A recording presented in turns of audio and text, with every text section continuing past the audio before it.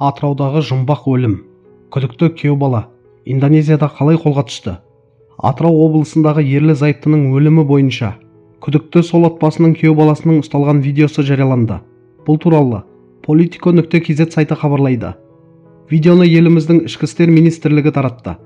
Ішкі істер министрлігінің қызметкерлері шетелдік әріптестермен өзара іс-қимыл нәтижесінде Индонезияның Ломбок аралындағы Сенару ауылында аса ауыр қылмыс жасады деп күдікке ілінген ер адамды ұстаған болатын.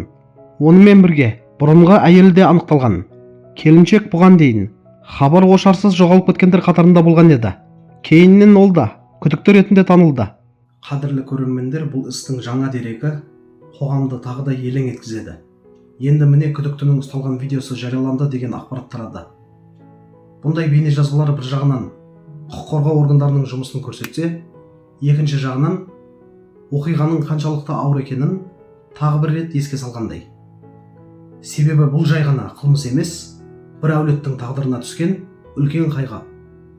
Жасы келген ерлі-зайыптылардың өз үйінің ауласынан табылуы адам шошырлық жағдай. Ең ауыртысы, бұл істің отбасы ішінде өрбігені. Күдікті ретінде марқұмдардың күйеу баласының аталуы көпшіліктің жағасын ұстатты. Әдетте адам ең алдымен өз отбасынан қауіп күтпейді ғой. Сондықтан бұндай жаңалық қоғамға қатты әсер етті. Дегенмен қандай жағдай болса да, түпкілікті шешімді сот шығарады. Қазір жарияланып жатқан ақпарат тергеу барысындағы деректер ғана.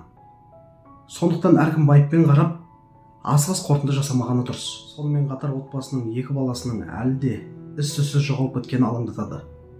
Ата-анасының мәйіті табылғанымен, Мейрамгүл мен Наурыздың тағдыры белгісіз күйде қалып отыр. Жақындары үшін бұл өте ауыр сынақ екені анық. Бір жағынан қайғы, бір жағынан үміт. Осындай жағдайда іздеу жұмыстары тоқтамай, нақты нәтиже берсе екен деген тілек бар. Арнайы органдар бұл істі бақылауда ұстап отыр деген сенім керек. Жалпы бұл оқиға көп адамды ойландырды. Отбасылық құндылық, сенім, жауапкершілік деген ұғымдардың маңызы тағы да алға шықты. Қандай жағдай болмасын, адам өмірінен қымбат ештеңе жоқ. Ең бастысы тергеу ашық әрі әділ өтіп, шындық толық анықталса екен. Марқұмдардың жақындарына сабыр тілейміз. Ал қоғам ретінде сабыр сақтап, заң аясында қабылданатын шешімді күткен жөн сияқты.